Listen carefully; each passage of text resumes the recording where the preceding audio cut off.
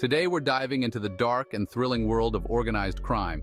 It's a world of power, violence, and unbelievable stories. These guys were larger than life, operating in the shadows, pulling strings, and leaving a trail of chaos in their wake. We're going deep, exploring the lives and downfalls of three of the most notorious mobsters in history. These guys were making moves and building empires when most people were just trying to make ends meet. Get ready for a wild ride through the history of the mob. First up, we're heading to the 1920s Chicago, the era of flapper dresses, jazz music, and Al Capone. Imagine Chicago during Prohibition.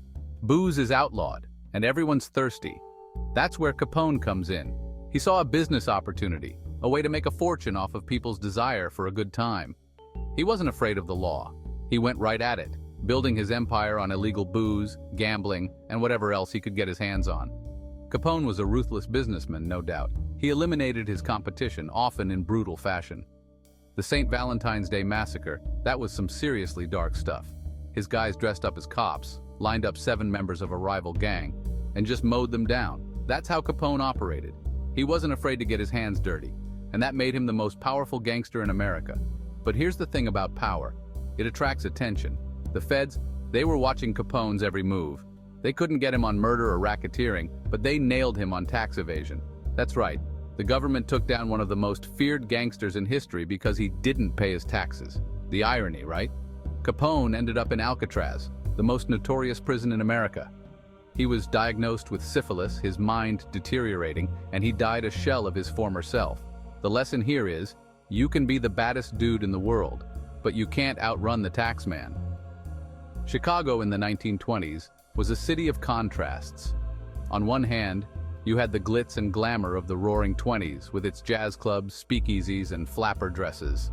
On the other hand, you had the dark underbelly of organized crime with gangsters like Al Capone running the show. The city was a hotbed of illegal activity with bootlegging, gambling, and prostitution all thriving under the watchful eye of the Chicago outfit.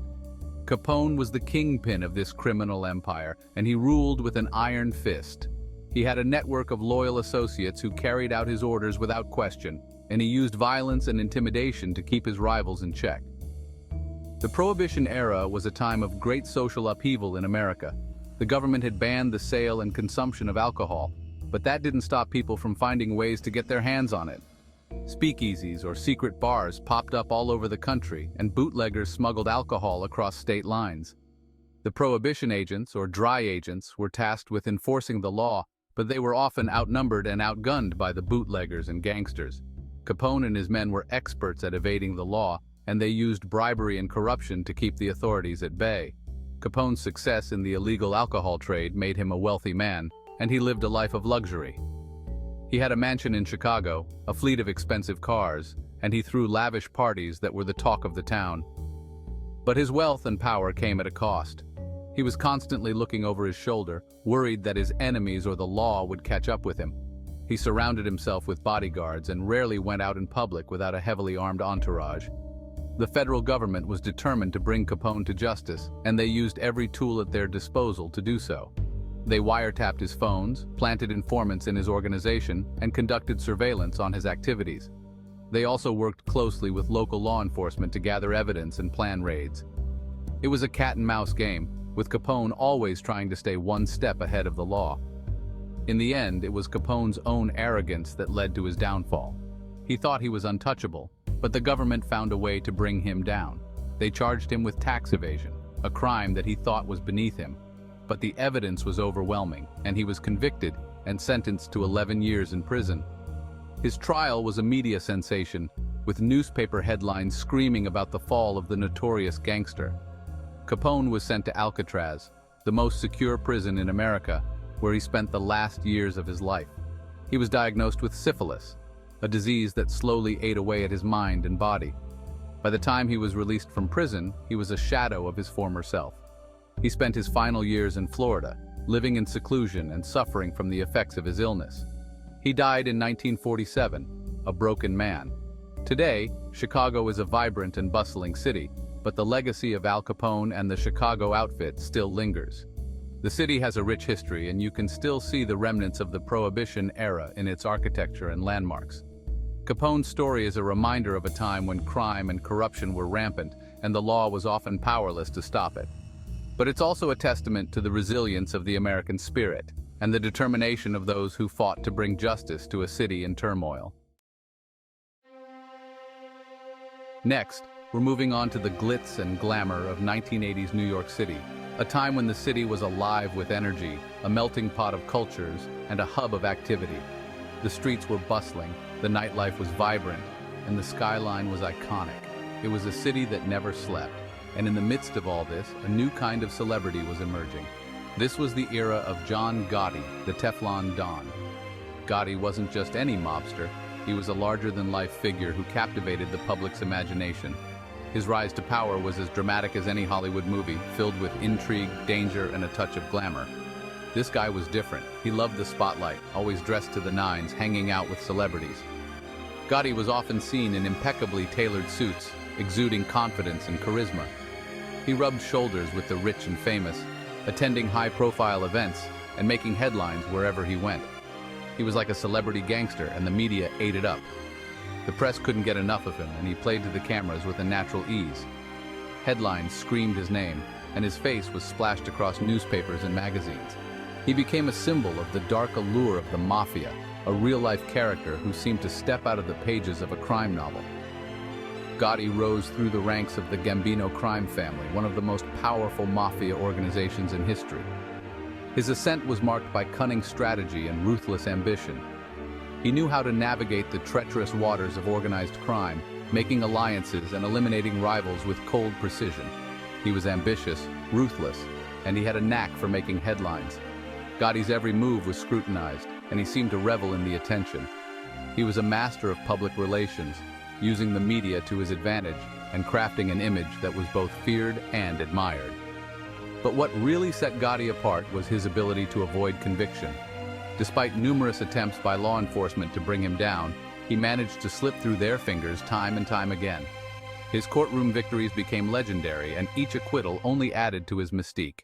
He beat the rap time and time again, earning him the nickname the Teflon Don because nothing stuck.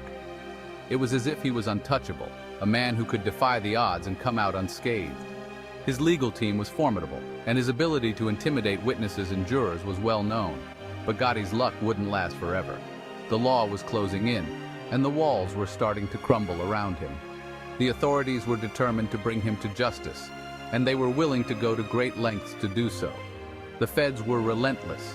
They were watching his every move, tapping his phones, building a case against him. The FBI employed advanced surveillance techniques, gathering mountains of evidence that painted a damning picture of Gotti's criminal empire. They were patient, methodical, and unwavering in their pursuit. And then they got him, not on some minor charge, but on racketeering and murder. The charges were serious and the evidence was overwhelming. It was a turning point, a moment when the Teflon Don's invincibility was finally shattered. The Teflon Don was finally going down. The trial was a spectacle, drawing massive media attention and public interest. People were fascinated by the fall of a man who had seemed larger than life, a criminal mastermind who had finally met his match. Gotti's trial was a media circus. Reporters flocked to the courthouse, cameras flashed, and the public hung on every detail. It was a dramatic showdown, a battle between a notorious gangster and the forces of law and order. He was sentenced to life in prison without the possibility of parole. The verdict was a crushing blow, a definitive end to Gotti's reign. The courtroom was filled with a sense of finality as the judge's gavel came down and the sentence was pronounced. The dapper Don, the man who seemed untouchable, was brought down by his own arrogance and the relentless pursuit of justice. His downfall was a stark reminder that even the most powerful figures can be held accountable for their actions. It's a classic tale of hubris, a reminder that no one is above the law, no matter how powerful or well-connected they may seem. Gotti's story serves as a cautionary tale, a testament to the enduring power of justice and the inevitable consequences of a life of crime. Finally, we're heading down to Colombia, the land of cartels and cocaine cowboys. This South American country, with its lush landscapes and vibrant cities, has a dark underbelly that has been shaped by decades of drug trafficking and violence. Colombia's history is intertwined with the rise and fall of some of the most notorious drug lords the world has ever known. This is the story of Pablo Escobar, the most powerful drug lord the world has ever seen. Born in Rio Negro, Colombia, in 1949, Escobar rose from humble beginnings to become the head of the Medellin cartel, a criminal organization that controlled the majority of the cocaine smuggled into the United States during the 1980s. This guy wasn't just a gangster, he was a force of nature. Escobar's influence extended far beyond the drug trade. He was a master manipulator, a shrewd businessman, and a ruthless enforcer. His charisma and brutality made him both feared and revered. Escobar built his empire on cocaine, trafficking tons of it into the United States during the 1980s. The demand for the drug was insatiable, and Escobar capitalized on it, creating a vast network of production, transportation, and distribution that spanned continents. He was making so much money, they say he had to write off millions of dollars each year because rats were eating his cash. That's insane. Imagine having so much money that you can't even keep track of it all. Escobar's wealth was estimated to be in the billions, making him one of the richest men in the world at the time. He was richer than you could even imagine. His lavish lifestyle included multiple luxurious homes, private jets, and a collection of exotic animals, including hippos, which still roam his former estate to this day. Escobar's opulence was a stark contrast to the poverty that plagued much of Colombia. But Escobar wasn't just about money. He had a complex personality that combined generosity with violence.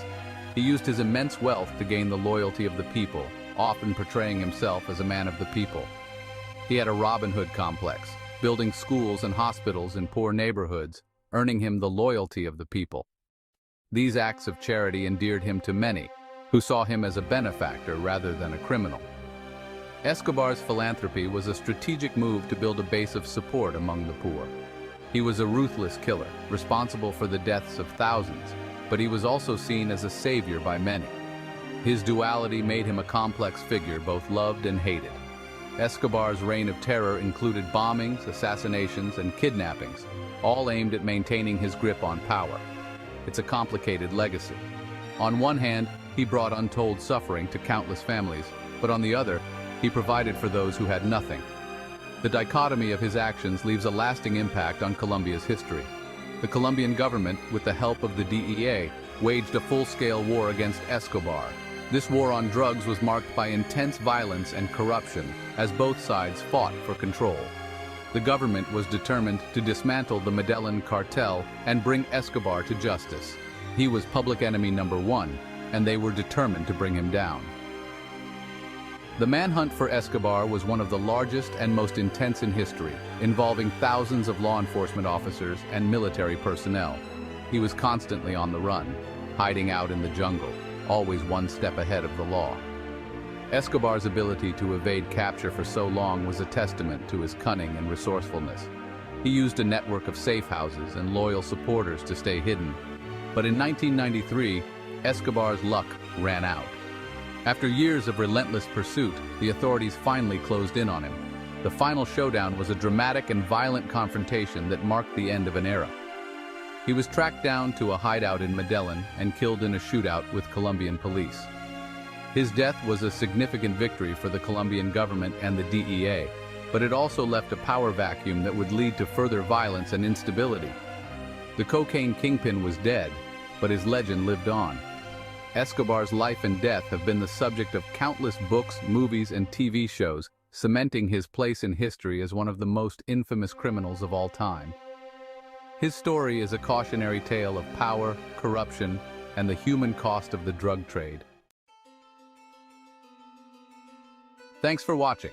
If you enjoyed this video, don't forget to like, comment, and subscribe for more fascinating stories from history. We dove deep into the lives of three of the most notorious mobsters in history. These figures were larger than life, but their stories are a reminder that even the most powerful empires can crumble. Let us know in the comments which mobster story intrigued you the most. Was it Capone's rise in Chicago, Gotti's reign in New York, or Escobar's empire in Colombia? Hit us up in the comments and let us know.